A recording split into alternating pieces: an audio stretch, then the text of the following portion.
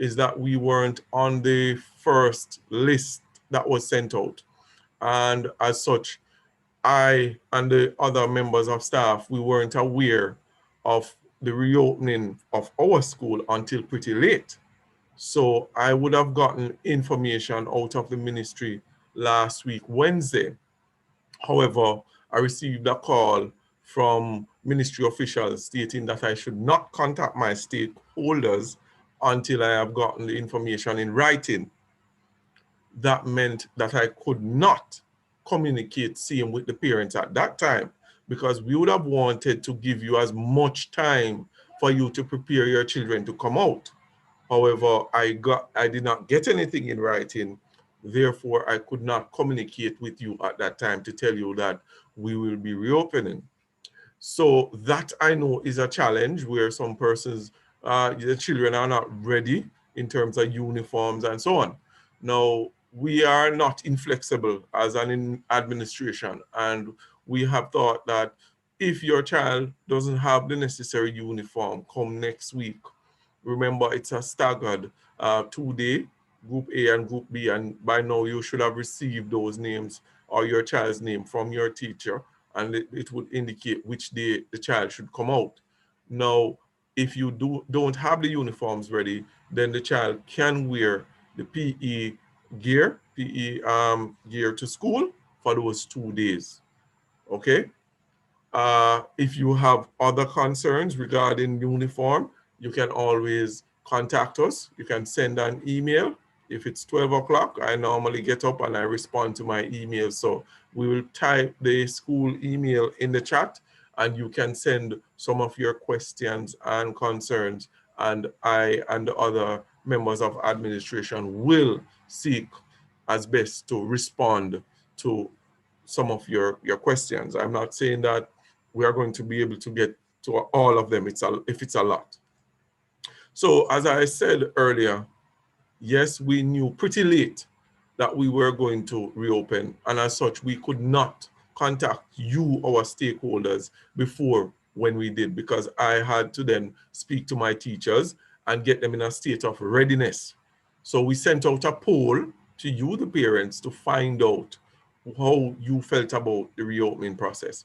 Coming out of the poll, we saw that some 62% of the parents, based on the data that we gathered from the poll, said that they are fine with their children coming out for face-to-face interaction.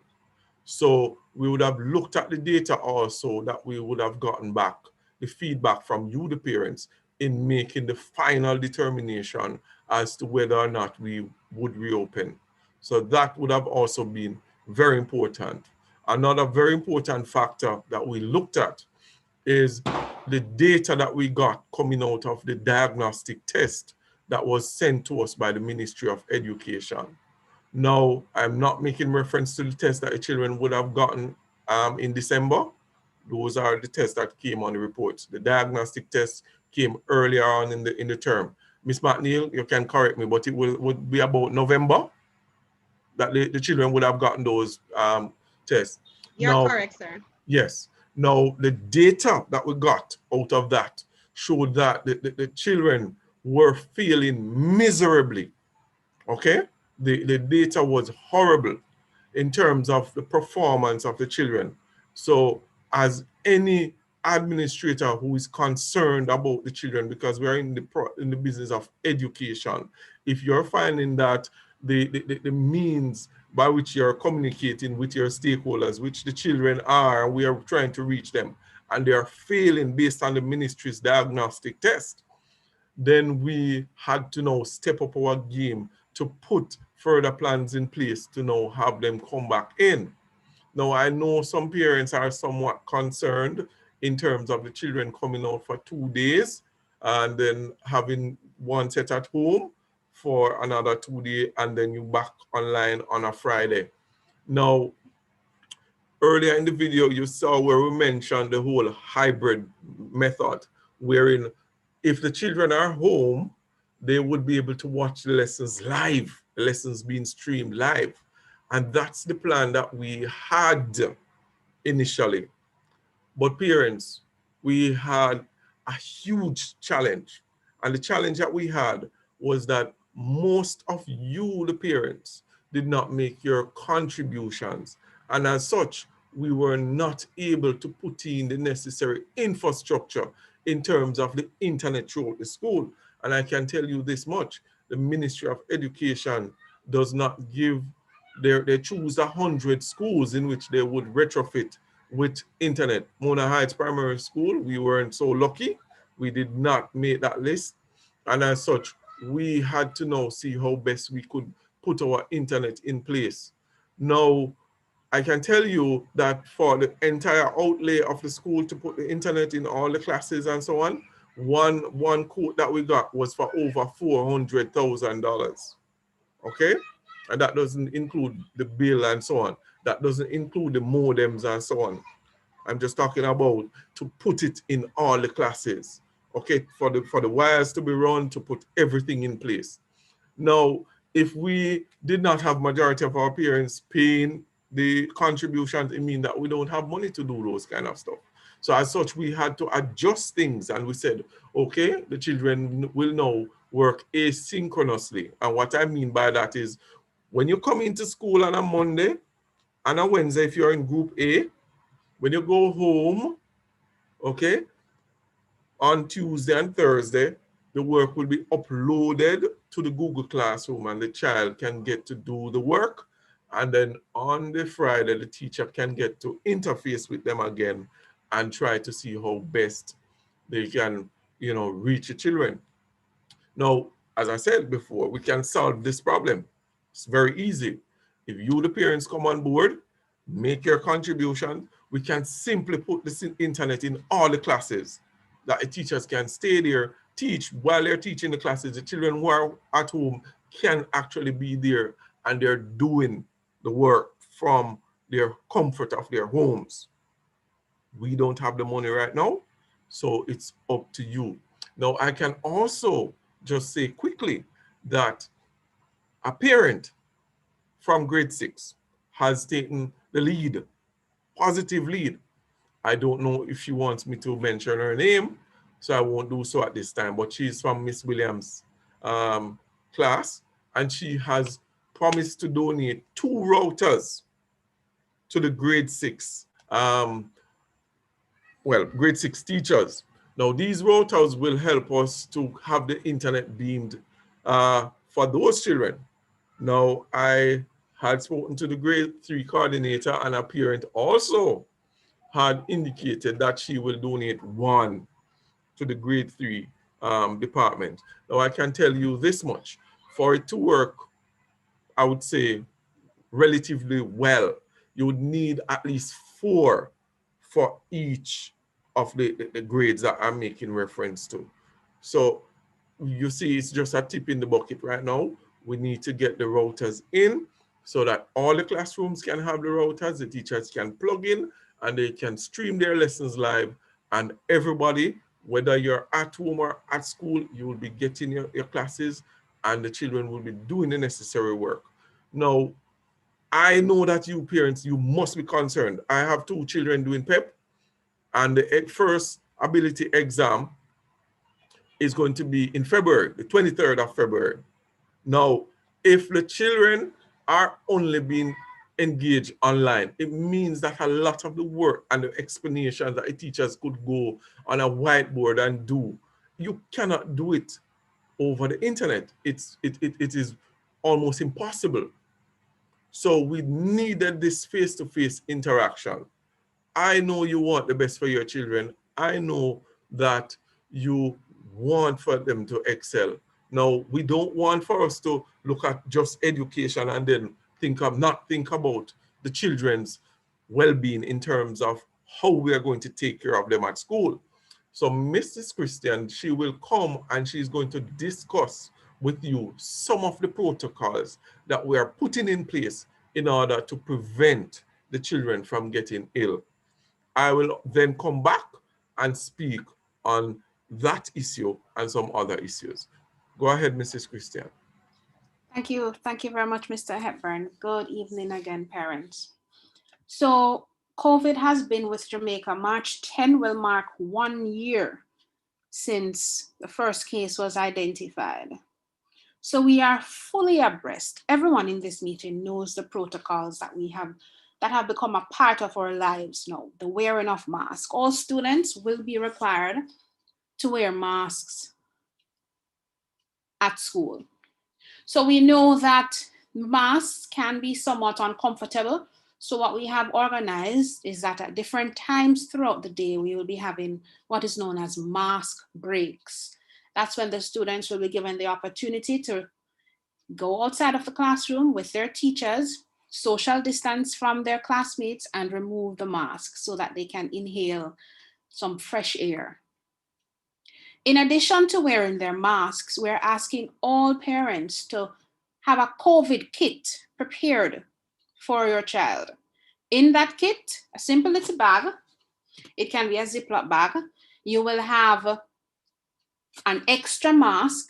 We know our children, the mask won't drop off when they go outside for the mask break, or something may happen. Ensure that you have at least one extra mask in the bag. Ensure that you have prepared wipes. Buy them the wipes. We don't want them to have the rags because the rag will be constantly reused. So you're sneezing it, you put it down, then you take it up back and you recontaminate yourself. So when we use the disposable wipes, they use a wipe, discard it. So the mask, the wipes, and their personal hand sanitizer. I'm seeing if yes, masks are available at school. Thank you, Mr. Hepburn. We have masks available at school for $500. So have them prepare their COVID kit. Do not let them leave home without it. If you drive out and you realize to leave it, go back for it. Yes, we will have sanitization stations. As you saw in the video, we have put them up. We have hand wash stations. So you will be required, well, the child will be required to wash his or her hand upon entry. The teachers will also be fully equipped with hand sanitizers and alcohol. Nonetheless, you are required to take your own in the event of any, just ensure they have their own hand sanitizers. We have separated the benches. Some benches have been labeled as to where students are required to sit to enable the 3 to 6 feet social distance that is required. The teachers on day one will do an orientation process with the students to remind them of keeping their distance. Yes, we are physically apart, but we are still together in one class. In addition, as it relates to lunch, in an effort to minimize the bundling that is known to happen at the canteen and the tuck shop, lunch orders will be taken in the classroom. So our canteen will be open, our tuck shop is fully stocked. We will be having cooked lunches as well as snacks and patties. So you can send the children out with their funds to purchase their lunch. So the lunch orders will be taken in the classroom. So that will ensure that, one, the lunches are received on time, and two, minimize contact between themselves and others. Parents, we love you dearly. We have to work together as a team. However, you will not be permitted to enter the school compound. We have to minimize the amount of persons that we have to sanitize and record and temperature checks. Only students will be allowed to enter the canteen, to enter the school compound. I see someone asking in the chat about the face mask. You can send your child with a face mask. We have no reservations as it relates to that.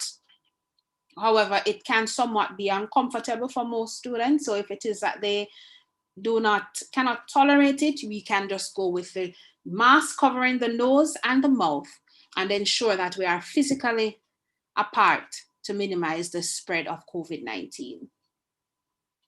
Thank you, Mr. Hepburn. All right, thank you, Mrs. Christian. Oh, there's one thing I forgot.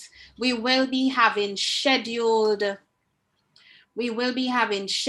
cleaning and sanitizing of the classes. How could I forget that? So when the students are out on their mask breaks, that is when the cleaners will come in and sanitize the area to ensure that it is fully prepared for them. Some parents would have filled in and submitted a volunteer form we need some more volunteers. I've been calling parents Thursday, Friday. Some of the numbers don't work. Some people not answering. Some persons say they're no longer available. So I'm going to ask you, please, in the chat, just send me a private message. If it is that you can volunteer starting Monday, if you can go all day, all the better. If you can't, you can give us 2 hours, 3 hours. We would greatly appreciate it. Thank you, sir. Okay. So parents, I want you to look at this scenario. The more persons we allow on the compound, it's going to mean that the greater the risk that we're exposing the children to. And as such, that's why we created the video. And we have the video, we played it earlier, and we're going to send it out again. It shows you the children will be sitting in the classroom. 20 children will be allowed per class, okay? Now, what that means is that each child will be sitting in a way that they are at least 3 feet apart from the next person. So what we have done is we have placed the children in such a way that at no time will a child be coming in contact with another person.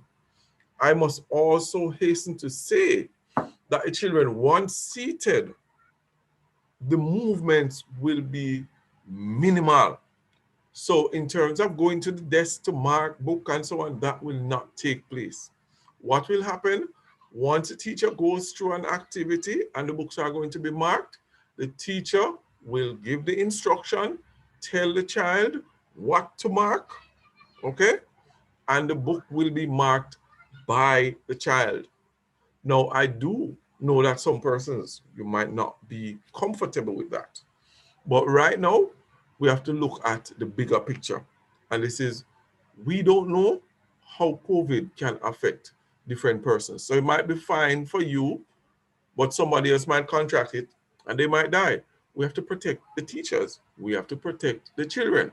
So as much as we can minimize contact, we're going to do that. So yes, the books will be marked, but the books will be marked after the teacher give the instruction, tells the child what to mark, and the child will mark his or her book by him or his or her self. Okay?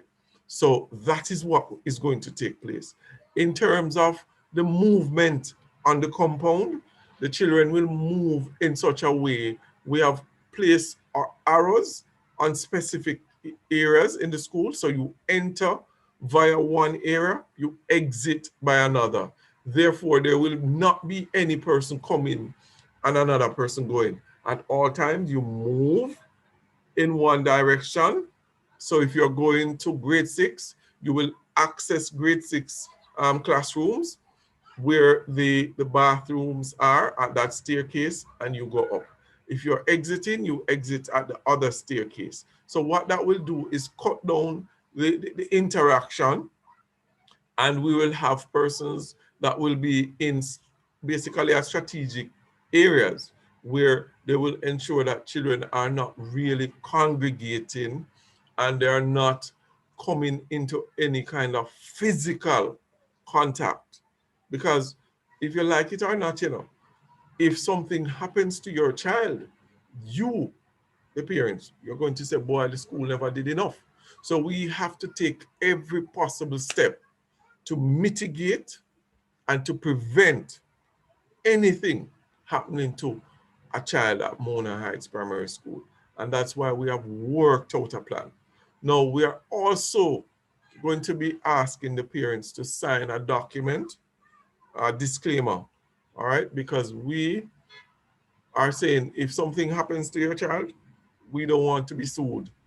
So if you're uncomfortable sending your child out, let me say from now, if you are uncomfortable sending your child out, as the person in charge at Mona Heights Primary School at the moment, you can keep the child at home. If the child has a comorbidity, meaning the child has some kind of illness that will prevent or cause that child to become ill, asthma, and so on, then that child, I would advise that that child stays home and access the lessons online.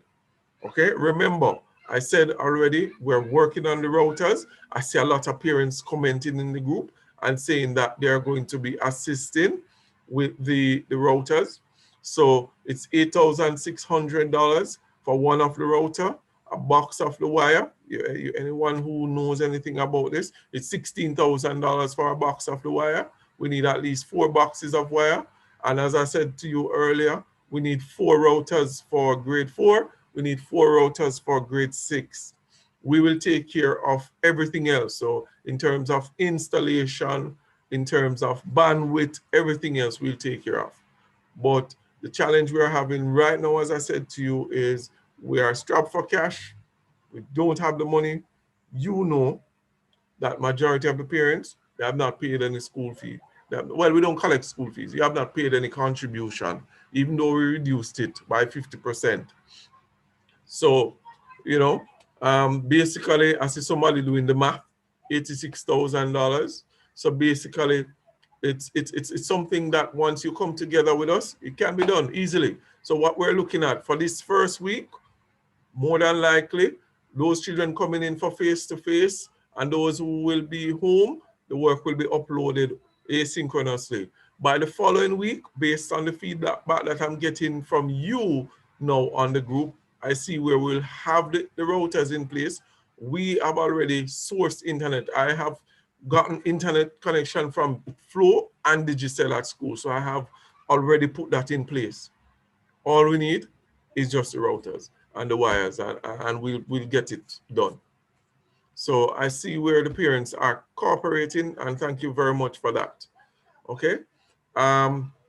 Basically, I'm going to allow Miss Reynolds to speak on the lunch because I see where some persons are asking questions regarding the lunches. So Miss Reynolds will give you a breakdown of the lunches, and the prices we have not increased. So the prices remain as they were prior to COVID. Yes, we have seen where some of the things they have increased, and many things when you go to the market gone up. So a lot of the prices have gone up, but we are trying to keep it in the same level because we know that a lot of parents we are hurting. So we are going to allow you to pay the same prices that you had paid prior. Face shields are definitely allowed. Each member of staff will be provided with a face shield. So if you send your child with a face shield, just remember though that a child has to also have a mask. So you can't send the child with a face shield alone. Child also needs to wear the mask. That's very important. So Miss Reynolds, over to you. Good night, everyone, and Happy New Year to you all. As it pertains to lunches, it will not operate like that has it what that it was before. The lunches, we have created a checklist for the lunches, and the students' name are on it. Persons from the canteen, they will go to the classes. They will ask the students what they want for lunch, and these orders will be taken to the canteen and the tuck shop, and the persons from the canteen will take the lunches and issue the lunches to the students. So we will not have any gathering at all at the canteen or the tuck shop. There will be somebody coming around taking orders for that. As Sir mentioned before, the prices remains the same. There's no increase at all. Yes, sir, there is a slight increase for the beef patties. It was $170. Now it's $180. And as you all know, the increase took place last year. So as that being the case, we too have to increase the cost for the beef patties. For the menu for this week coming up, we will not have a lot. It's just chicken and rice for the canteen. For the tuck shop, we have beef patties, cheese bread, bun and cheese, cinnamon rolls, and we have juice, water, just the normal things that we would have at the tuck shop. So right between 7:45 and 8 o'clock. Somebody will go around to each class, collect the orders, as I said before, take them to the tuck shop, and we will deliver these to the students. Thank you. Okay, Ms. Reynolds, thank you very much. Now, I am going to just remind you that yes, we do have the hybrid blended approach. So that is the approach that we are going to be using. So let me say again, read the blended approach. The children are placed into two groups, group A and B. Reason for that, if we had all the children coming back at once, it means that we could not safely place them for them to be social, have social distancing.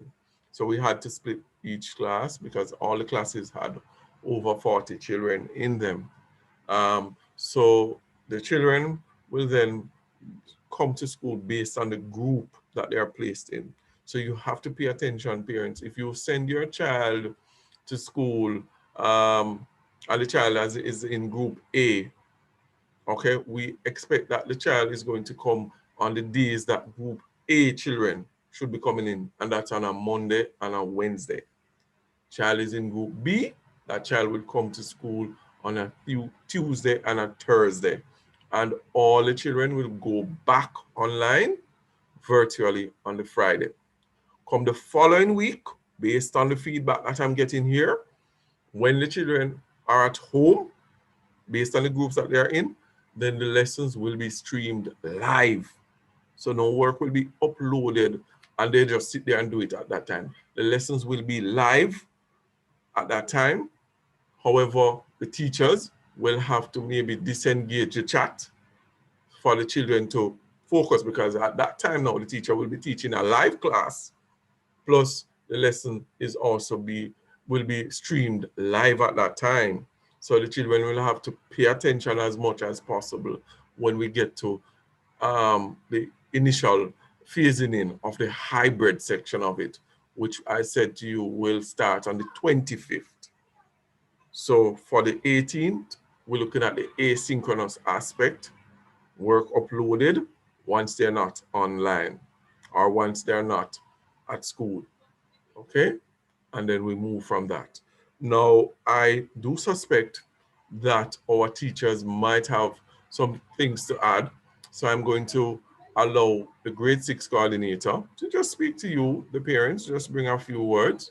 And then I will ask the grade 3 coordinator to come in, after which we will allow for some questions. I hope you are listening so that you don't necessarily have to come back and ask questions that we have already answered.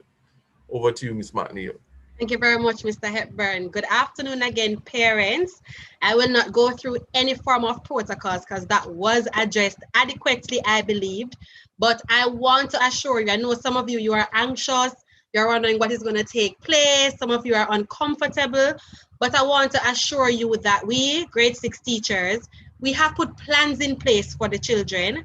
We are working assiduously to ensure their safety, of course, and we want this to work.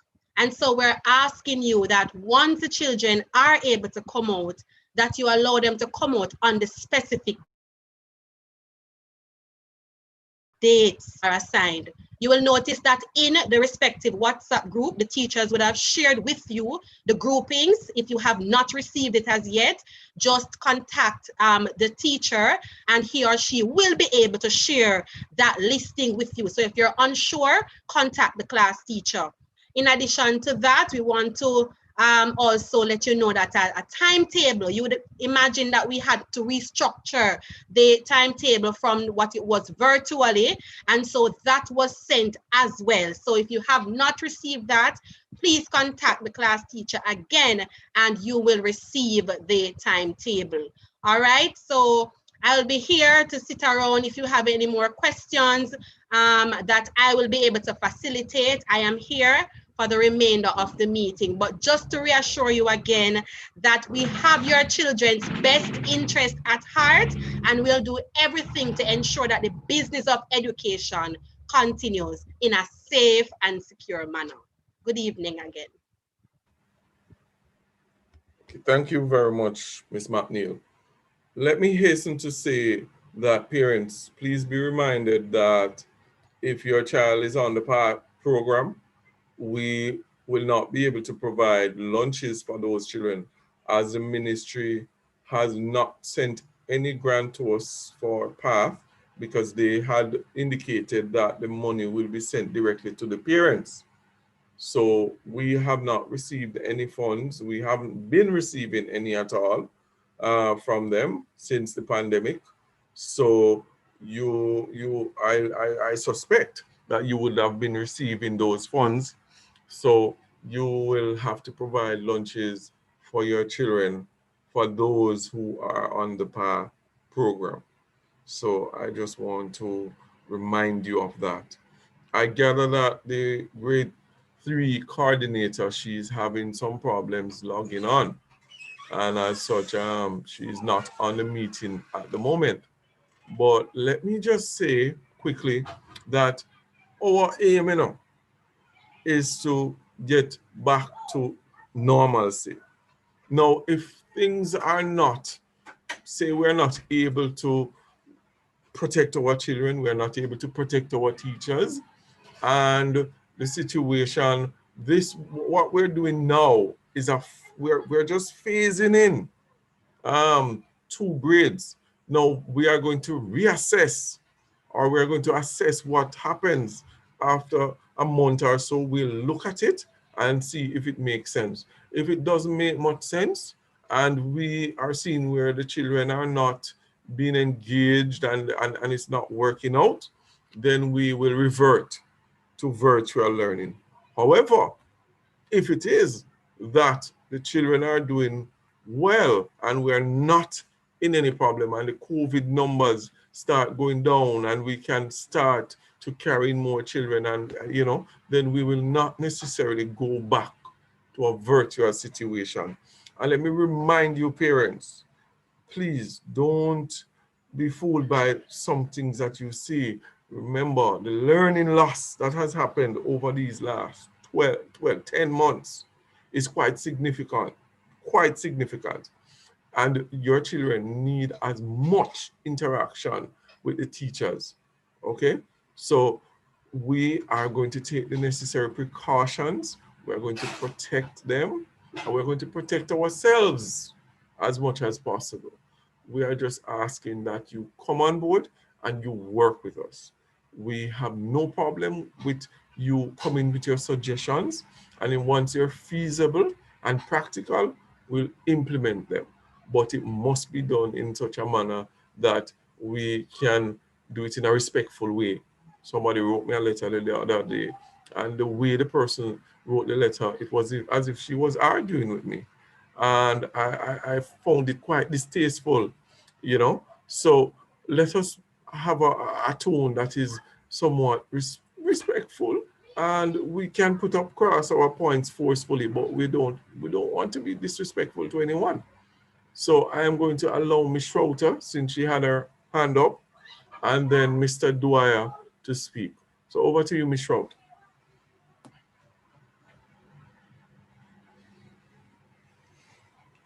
Ms. Schroeter? Thank you. I was waiting for someone to unmute me. Good afternoon, everyone. Are you hearing me clearly? Yes, we are. Awesome, awesome. So as I was listening to everything, I am very happy, very pleased as a parent. This is what came to my mind. During lunchtime and bathroom breaks, right? How is it that the distancing will be maintained? Because kids are used to, and they have not been in school, call it, for a year. They will want to go out, run up and down and all these things. So yes, I know that you said that the tuck shop staff will be taking the lunches to the children. Then what will happen? Okay. What will happen also, especially for the younger ones when they are out, how will that aspect be treated? That's the question. Thank you all. All right, thank you very much for that question. So lunch will be had in the classroom. The children will be monitored. during lunch. Also, when they're taken outside, the children will also be monitored. So we have a team of teachers, and at any given location, the children will not necessarily be allowed to congregate. Okay? So if we allow the children out and they go to the restroom, there will be someone in the restroom. If they go to the play field, there will be only structured play, and that structured play would be your physical education class. But children will not be allowed to be running all over the school. And as such, it is very important for you, the parents, to pick up your child on time. So that has now led me to something else. I'm going to segue into that quickly. So we have said that grade 3 children, your classes will dismiss at 1:45. We expect that no later than 2 p.m. the grade 3 children should be picked up. All of them, they should be on their way home, because what we don't want is to have grades 3 and 6 children out at the same time, and we don't want that kind of intermingling. So parents, you have to, as much as quickly as possible, mobilize someone to pick up your child from school promptly. The children will be held in an area at the front of the school. So once we dismiss, no one will be allowed on the play area, playground, netball court, no one.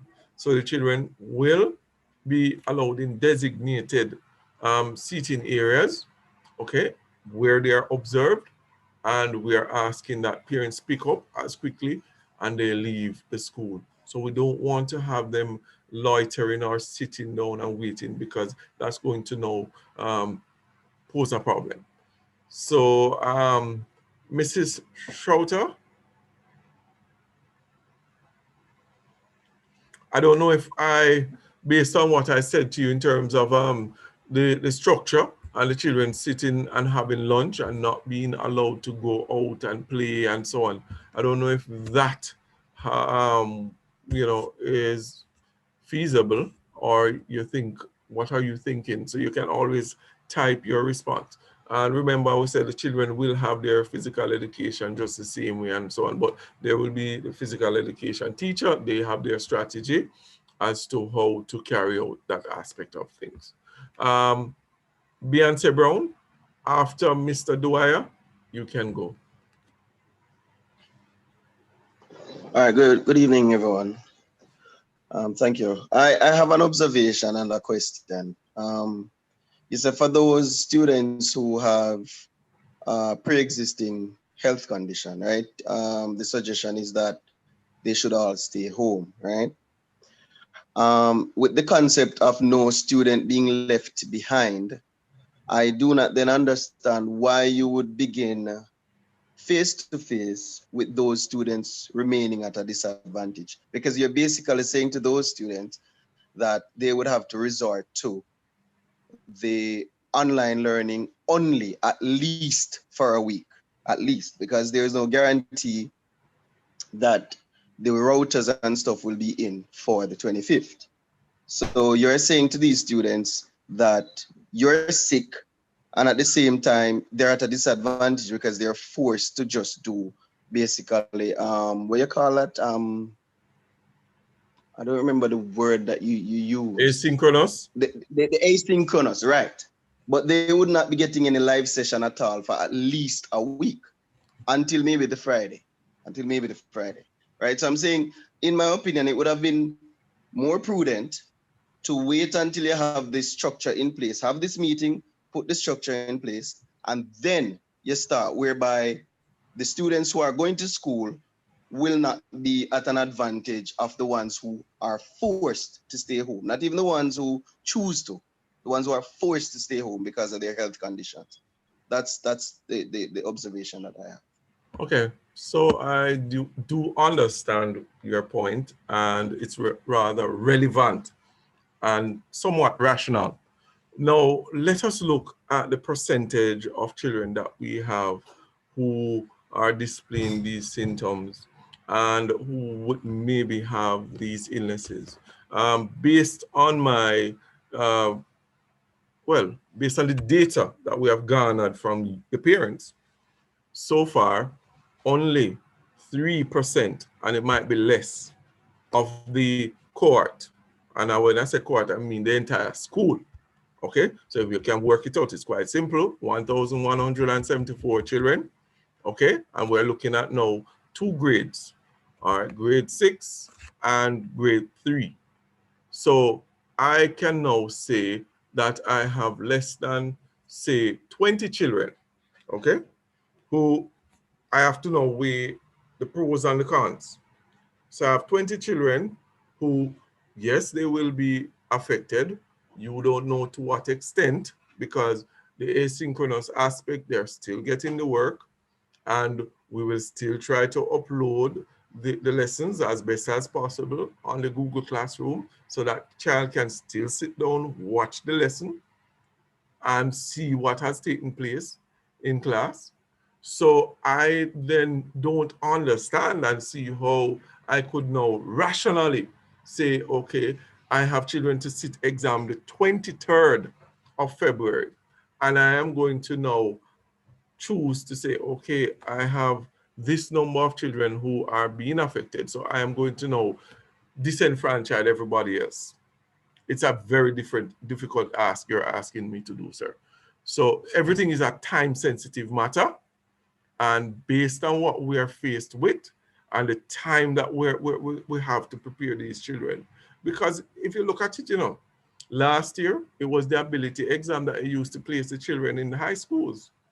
And if I am telling you that if these children are only doing the virtual aspect of things, and I hope that someone can correct me after this, but watch this, those schools that are only doing virtual, let us 6 months after this do an analysis of those children who would have had some kind of face-to-face interaction and those who are only virtual. I can tell you that the face-to-face or the blended aspect will come out on top. Okay, so at the end of the day, I'm not saying that these children are not relevant. I'm not saying that we're not thinking about them. We have to do our best, and we are putting in the necessary things in place. I could not sit and wait. We had to go ahead. The ministry gave us a deadline. They said, you have to open by the 18th. So it wasn't even a choice where I could say, oh no, I'm not going to open by the 18th. We didn't have a choice, sir. Okay, so that's it. That's what we're faced with. So we are going to put the necessary plans in place. We're trying to see how best we can address the issues that are coming up. And that's why we're talking to you, the parents. The more I put off and delay things, it's going to cause long-term effects.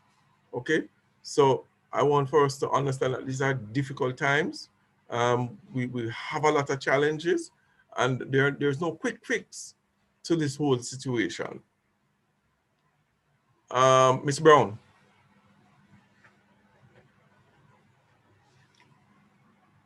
Okay, your hand is no longer up. Miss Simpson, you can go ahead. Okay, good night, everyone. Sorry, my camera is not working. So, okay, my question is this. So I understand you're having group A and you have group B. So you can have the same information being taught on Monday and on Tuesday for the 2 different groups. So the students who are going to be working from home using the live stream, are they going to be watching both streams? I don't understand. Are they getting additional work? I'm trying to figure out how it's going to flow. I think you're getting it mixed up, because remember, we have a blended aspect and we have the asynchronous aspect. So come the 25th, what I have said and what we're trying to work towards is when you're home after the 25th now, what is being taught at school on day 1, okay, when you go in, when day 2 comes in, it will be something else you'll be moving on to, because everybody would be on the same pace. Well, if you are home, you would be seeing the lesson being taught. Right. So you would not necessarily need to go reteach that lesson when you come back tomorrow. Okay. So that is for 25 and not the 18th. The 18th is a different. So from the 18th, we will work with the asynchronous aspect. After that, we move into the blended approach. Remember, as I said, this is a phase reopening. So we're taking it one step at a time. Okay. So for my child, we're staying home Monday. Mm-hmm. He will watch a stream class or not No, at the all. class will not be streamed on Monday. Okay. Because we don't have the infrastructure. Okay. Yet. So she'll only have the Google Classroom information. Yes, the Google Classroom, the work will be uploaded. Okay, I'm clear now. Thank Okay. you. All right. Yes, Miss Brown. Yes, good night, Mr. Hepburn, and good night, everyone. I see you're using a female's device, Beyonce. No, it's actually, yes, right. So it's my, all right. So, in terms of the internet connectivity, right? Mm-hmm. And in the interest of funds, because, you know, things are tight due to Corona. Just a suggestion, rather than putting in 4 routers per grade, right, which is quite expensive with all those cables and stuff, why not put in half the amount of routers and then get the Wi-Fi expanders and put in place to expand the signal throughout the blocks? Because it will work out more cost effective if you do that. And you will be able to cover more ground. May I interject? At a fraction of the cost. Yes, you may. Yes, you may. Okay, so after speaking to the professionals in the field, what they have suggested to me is that reason for having those routers, the teachers will plug directly into the router, so they will be hardwired. So instead of using the Wi-Fi, because what we find is that once the teachers are using the Wi-Fi, it diminishes, and sometimes it drops. So you don't want to have the teacher online and then you're not getting the lessons, you know, they are getting kicked off and so on. Once you use the hardwire, the teacher is plugged in, you're not being kicked off any at all. So the lessons are just streamed and you have no issue. So based on the professionals in the field, I have listened to 2 persons, and based on the recommendation to me and based on what we have seen, because initially we have used the expanders and we have used that aspect previously, and when the teachers come to school, once we have a number of them on, they get kicked off, and then it poses a problem. Thank you. Yes, sir. Okay. Now, I see where someone is asking if we have PE gears in stock. What happens is that you have to tell us exactly the size. So you have to call in and then we will order those gears. So we don't necessarily have the gears just put down there. You have to order based on the size that you order, then we can get that for your child. Do we have any other questions?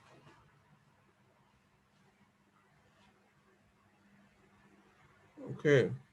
Yes, Poisa, you can go ahead. Good evening. Good evening. Yeah, but our daughter is affected, right? Mr. Dwyer asked a valuable question. Our daughter will be permanently online. You made a statement that you need your students to be fully prepared for the 21st. How will they be fully prepared since they will no longer get the chance to come in? All right. So you're saying if you, Ms. Poiser, want to take the risk and you want to say, Mr. Hepburn, even though my child has a comorbidity, I am willing to send my child out, then that's fine with me. It's your choice. My child out.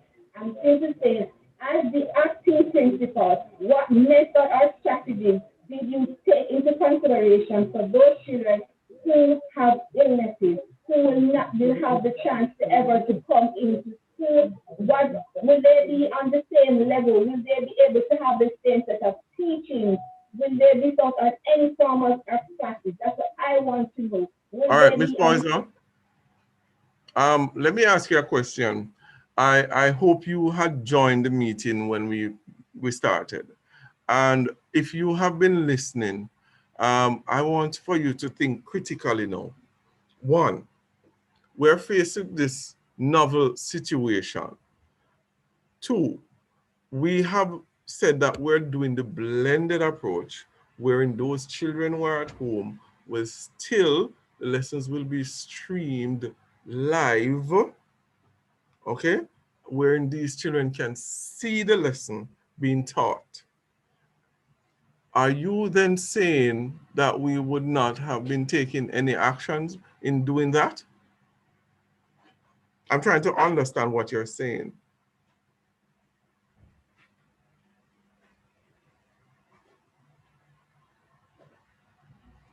Okay, I'm not sure, Ms. Power, because we are doing our best. The fact of the matter is it's a very difficult situation, but we are doing our best in terms of what we are faced with. One, we haven't gotten any assistance from the Ministry of Education, and I can say that, and you can ask anyone down there, internet. We have gone out and we have sourced two internet sources from Digicel and Flow. Okay, we have put them in place at school. We have now tried to see how best we can get the teachers working online. Teachers have come into school if they have problems working from home, where they can reach the children from school, which we have instituted. And I've said to you that we are doing the blended aspect. There's not much more that we can do as an institution for a child who is working from home. And if there's something else, I would like for you to make the suggestion to us and we will look into it. Yes, Ms. Poison.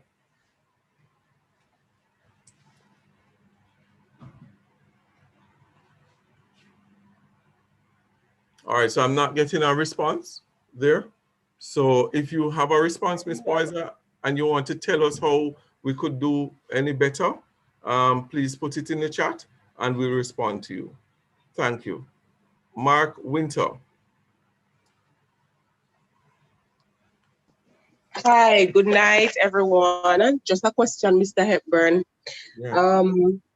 Is it possible that that each grade 6, along with the grade 3 year group, do a tag drive to get the routers? Is that ethically possible? I don't know what the position would be if the school were to do something like that, if it would go against ministry or anything like that.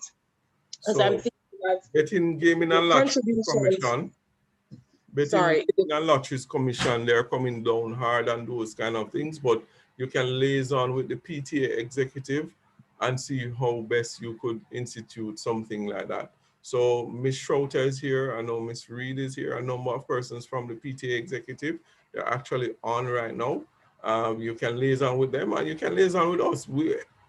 I think any feasible plan that can work, I am all for it. But we have to also remember that we're working with a time. We want to get things up and running by the 25th.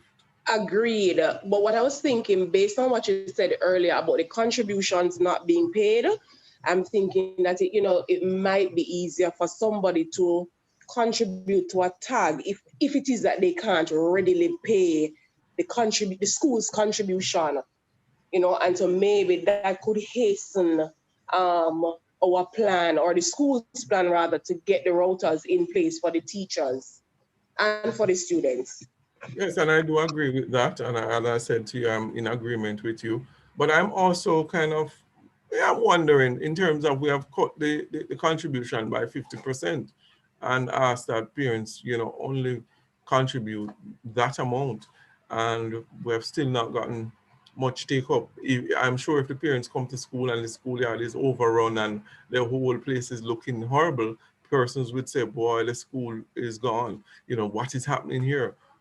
ministry don't give us funds for those kind of things. You know, a lot of things we don't have funds. We don't get funds for. We can't do fundraisers. We can't get, we're not selling anything at the talk shop. We're not selling from the canteen. We're not making any money. So it's very important that we get the funds from the parents to do a lot of the stuff that, you know, the school needs to do. Agreed. But we also have to take into consideration, sir, that some households, their salaries have been spliced. And so that's why I was saying maybe, you know, even the little tag drive could assist the school. I'm in agreement, man. I'm fully in agreement, and that's why I want you to liaison with the PTA exec. So you can all put your information in the chat. I see where Ms. Schroeder has done so, and then you can liaison with her and, you know, make your plans and then take it to me, and we take it from there. No problem. Okay, thank you very much. Okay, Ms. Simpson, and then we go to, all right, so this is it.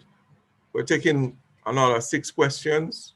If you have any question or concern after these 6 persons, I'm going to ask that you put it in writing and send it to the school's email, or you can call the office and they will direct you to speak with me, and I'll gladly take your call.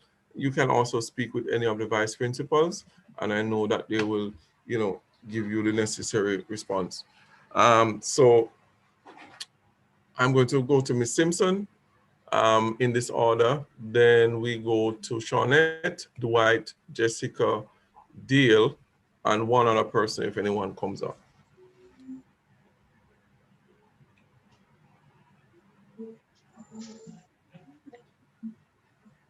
Yes, Shawnette. I'm not sure if you don't know the name on the device that you're using, but I have to go by what I see on the device here. So I see Shawnette M.O. I don't know. It's not spelled out.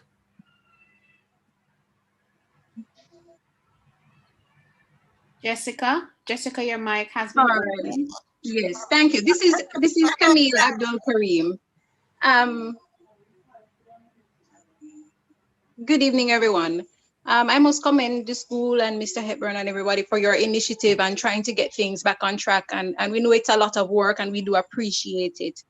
The only thing, and said more of a suggestion, I would like, since as the classes are now recorded, the online classes are now recorded, if the streamed classes could be recorded for reference in the future as well. It has been most helpful for me in terms of revising and trying to reinforce and assisting my son with getting through the work. So I would just like for that to be kept in place. I don't know if it was mentioned. I didn't hear it mentioned before. So if we could just, I would like some assurance, you know, that going forward that I will have those lessons for future reference for revision. Thank you. And yes, most definitely. Whatever that can assist our children, we're definitely open to that. So I will give some more clarity to that though, because there are some aspects of the recording and, you know, giving it out there. We have to be careful how it is used. So we will kind of gauge and put something together to say how the parents can use something that has been uploaded. We don't want for people to take it and then share it outside, and then we have, you know, we don't want for certain things to come up and then persons ridicule our teachers if a mistake is made or so on. So we have to be very careful on how we look at it too.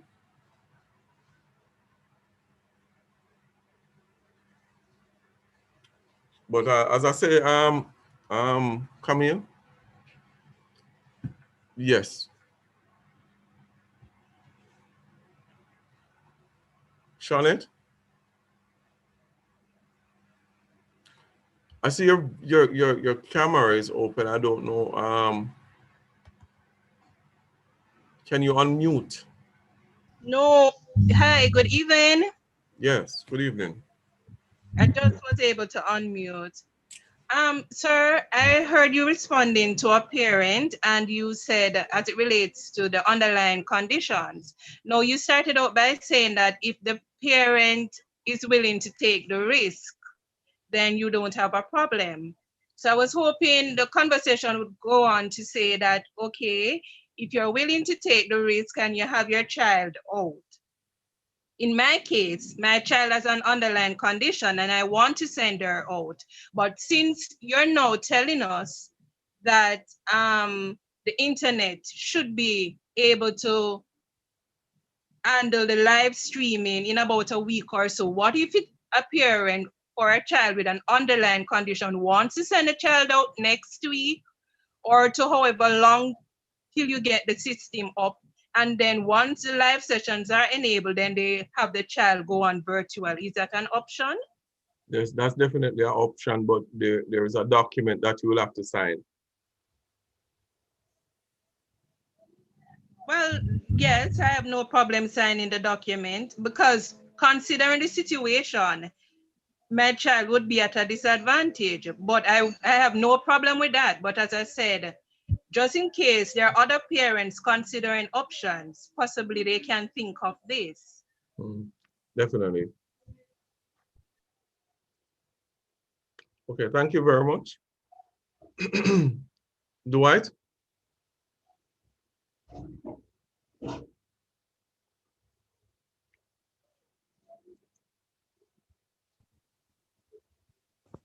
Yes, Mr. Hepburn. I had asked in the chat how soon would it take to have the wires and rotors installed? Were there some sponsors already on board to assist with the cost? I think earlier it was said that a parent in grade 6, Miss Williams' class, has limited to 2 rotors. Yes.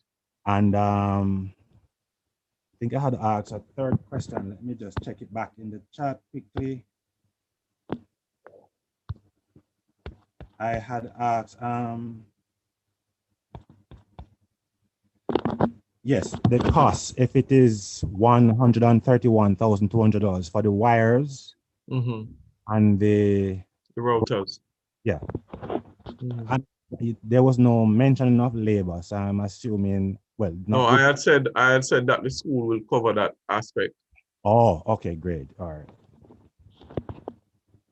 So, and because I saw in the chat where a number of parents has said they are willing to assist, and that's all we want. You know, once everybody can come on board, you know, I think once we are making, you know, positive, looking at the thing, you know, not in a pessimistic way, but trying to see how we can come to with solutions, then, you know, that's the thing, and that's what we want. So yes, I see where a number of persons have committed to assisting. So I hope those commitments translate into actual, you know, routers, let me say that, and then we'll have everything. I'll make that promise. I've already, I have the persons on hand. They are willing to come in and do the work. If it means that I have to stay there until 12 o'clock in the night, I'll get it done.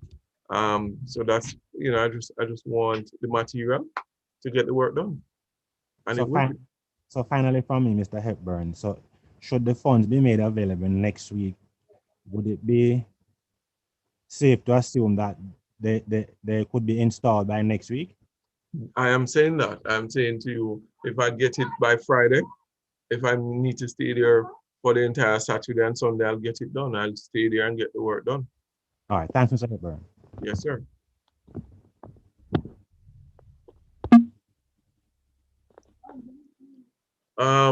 Natalie?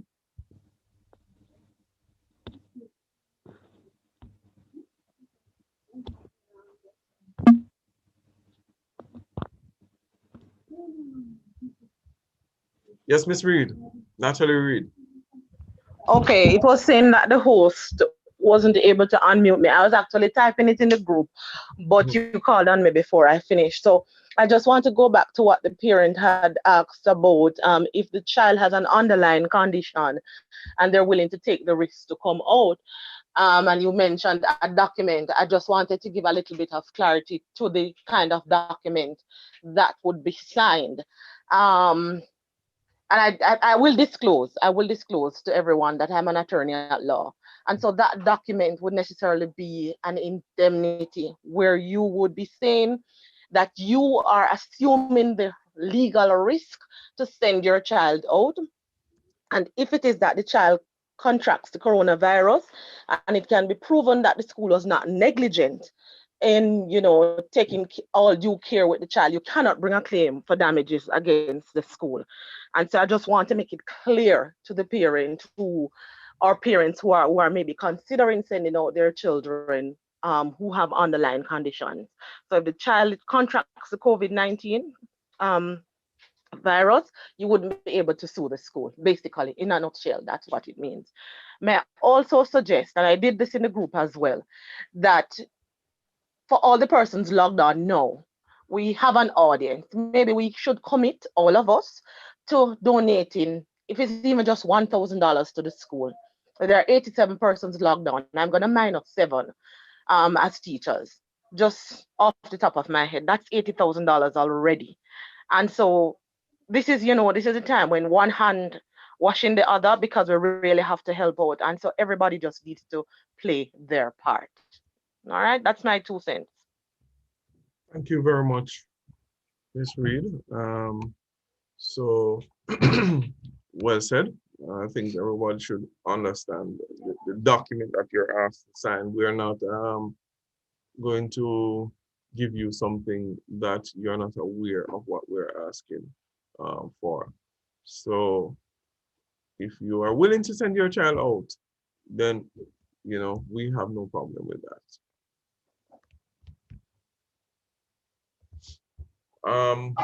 So I'm going to now ask Jessica, if you, because I see, well, no one else has their hand up.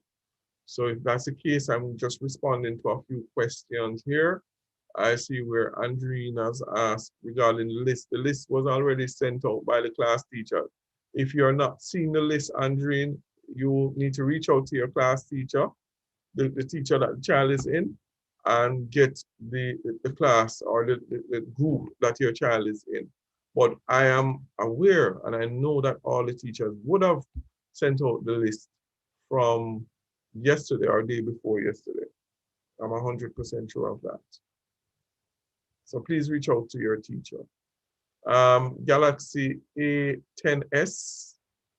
Mrs. Christian, will you permit that person to speak?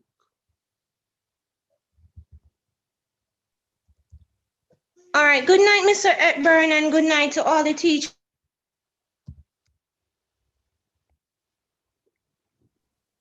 We're not hearing you. All right. Good night, Mr. Hepburn. Good night. Oh, you're not hearing me? You're hearing me now? It had cut out a bit, yes. All right, so I was just saying good night to everyone. All right, so I can say that I appreciate this approach. I know you were talking about it, and I'm finally seeing it materializing, right?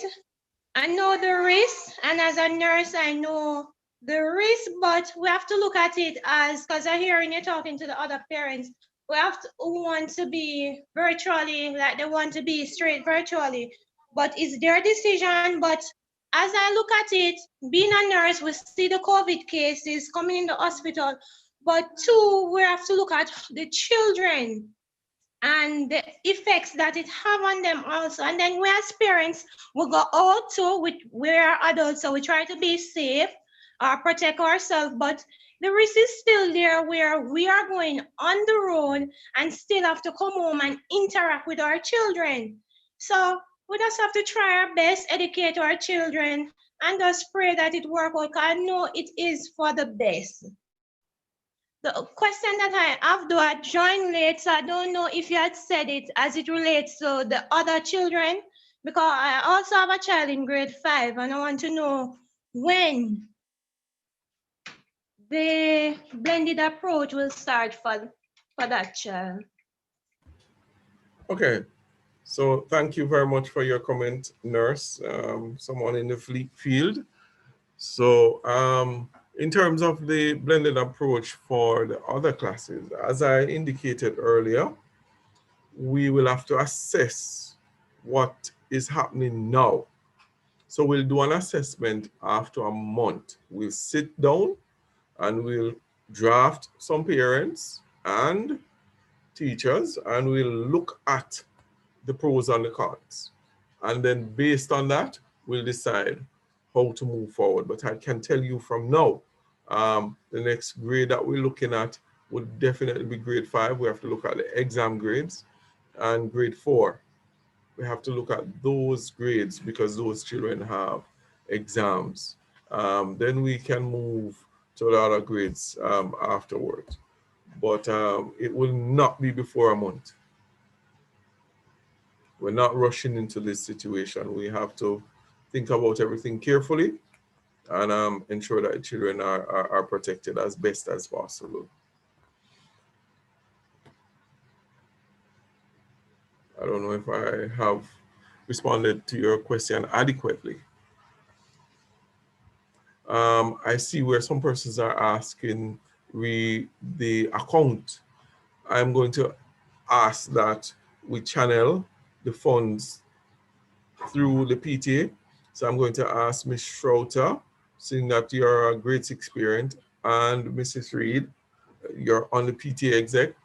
If you could, it would be easier for you to reach your teacher, and the money is then sent to school where the PTA collects this money.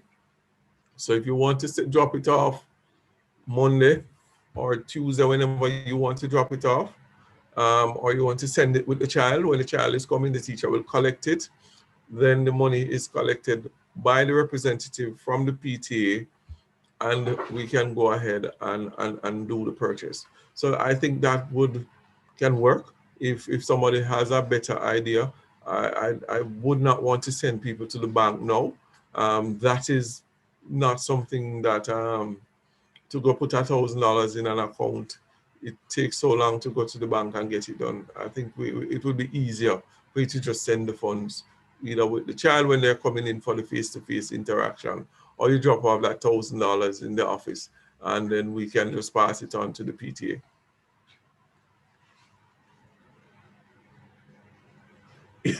In terms of the wire transfers, we're having a bit of problem with the wire transfers, and that's why I'm not making that suggestion for you to wire the money. I have had a number of persons who say that they try to wire the money into their account and it then automatically goes back to their account. So we're trying to work that out with the bank presently. So I don't want to use that option. Nicola McFarlane.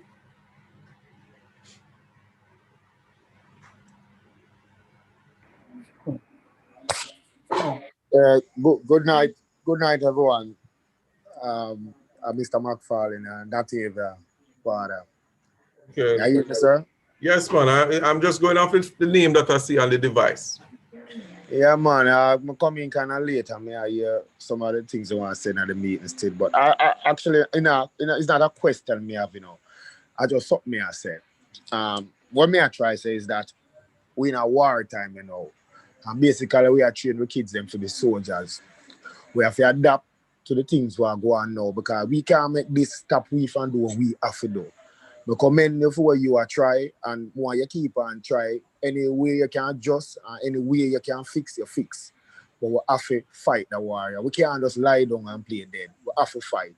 And I just that me have to say, we have to just fight and continue to do what we are doing just to make it work. Because we can't give up. Thank you, Mr. McFarlane, and we are doing our best for our children. Okay. All right. So about half an hour ago, I said that was the last question. So as I said, really the money, the wire transfer is not going to work out. So please just send the funds when your child turn up for the face-to-face interaction. For those persons who your children will strictly online and you want to make the contribution, you can just drop the money off at school or send it to someone, and what we'll do is we'll give you a feedback as to whether or not we get the money. So thank you very much. And we are trying our best to just make this situation, make it through this situation. I really and truly hope that, you know, some persons, I know you're having it hard and it's a hard time. And I want for you to understand that we know that it's difficult, you know, and we want to see how best we can assist our children. And that's the best we can do. Okay. And if you have good suggestions, feel free to send them. I will look into them. Mrs. Reed?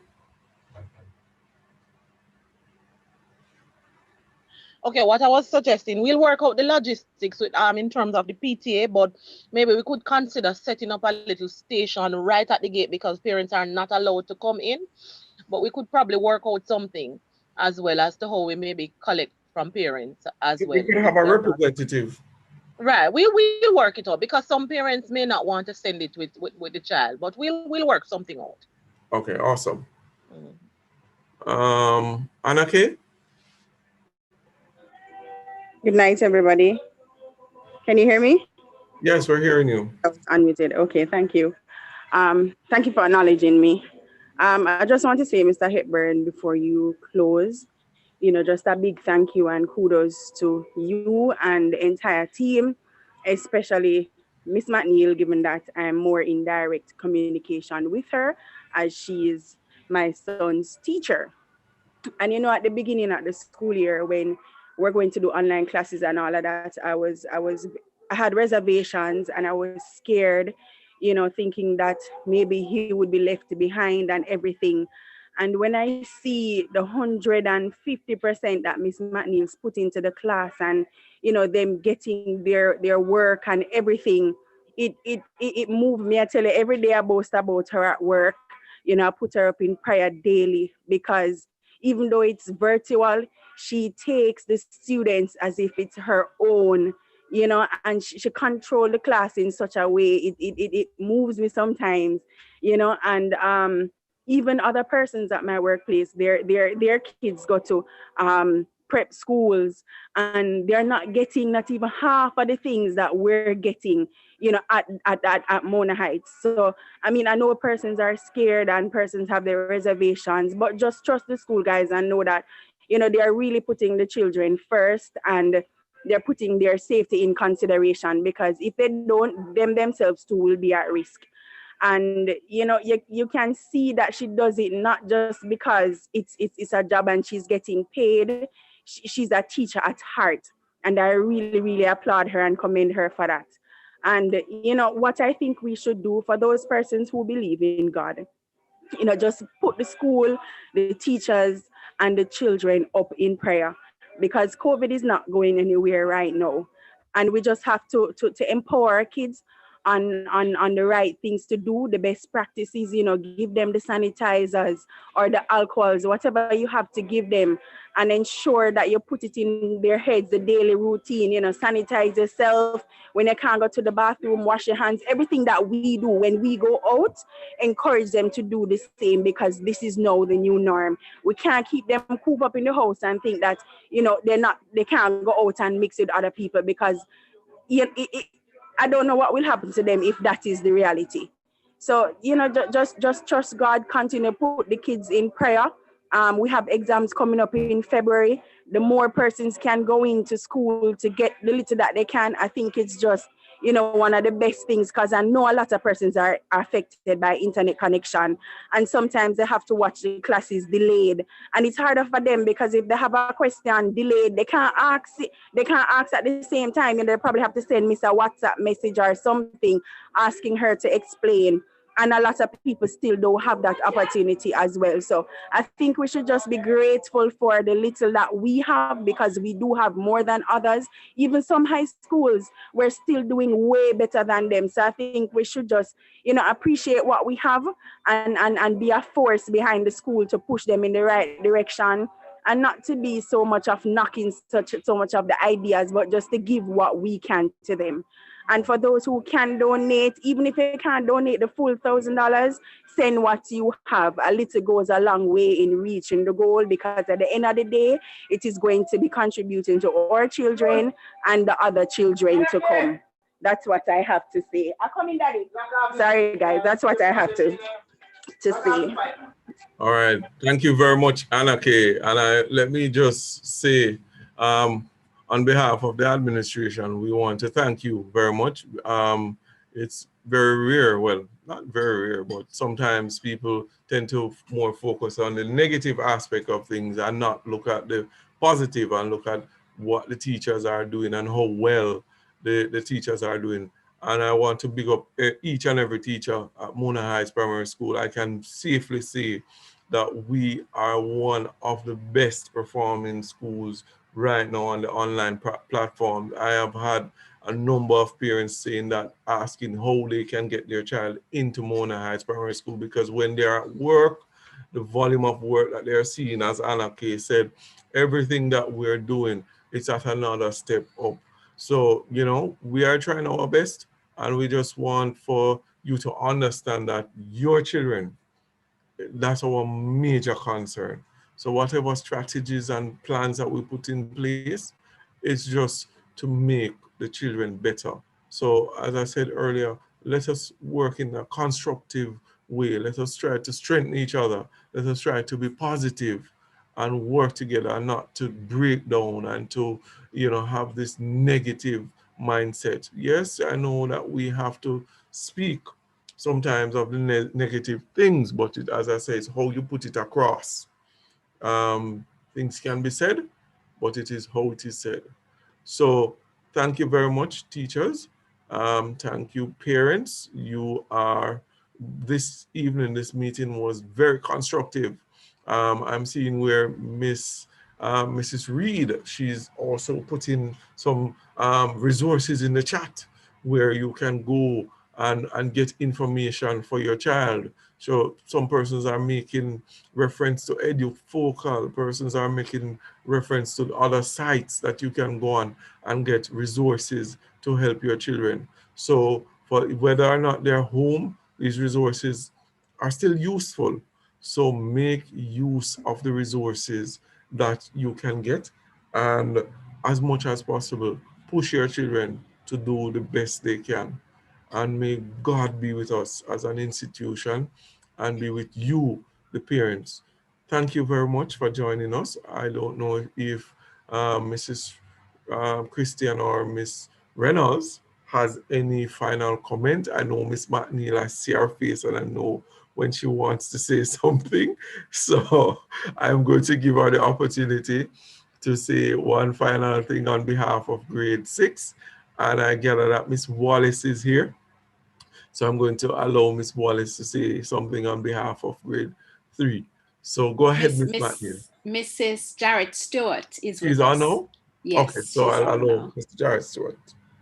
Words can't express how grateful we are for the assistance, for the cooperation that we're getting from our parents. We thank you so much. We thank you to the parents who are saying no, that they want to donate routers, to those who have donated, to those who are trying every little thing to ensure that the grade 6 students are catered to. We are tremendously grateful, and we continue to go above and beyond to ensure that all the students entrusted in our care are getting what they can, all that they can, to ensure that they're successful at they do. As our theme says, I can't leave without just reiterating our theme that this year we started out saying that we're leveling things up, and that we will continue to do.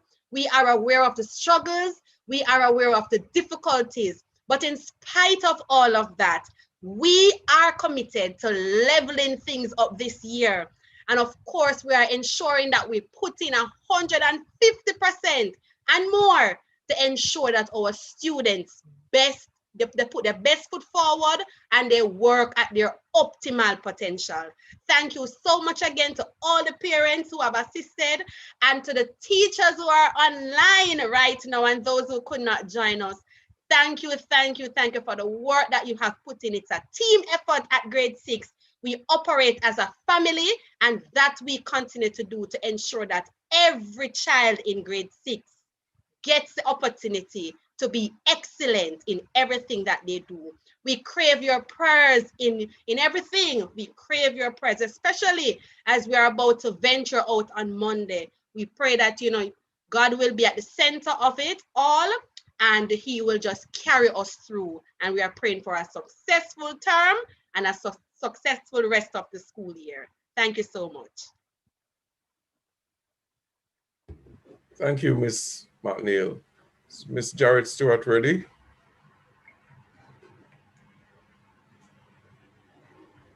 Ms. Jarrett?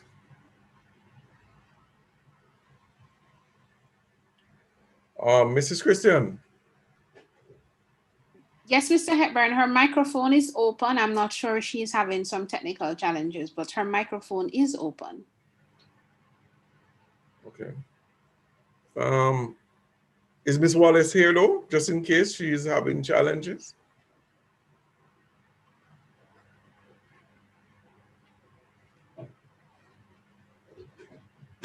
Ms. Wallace?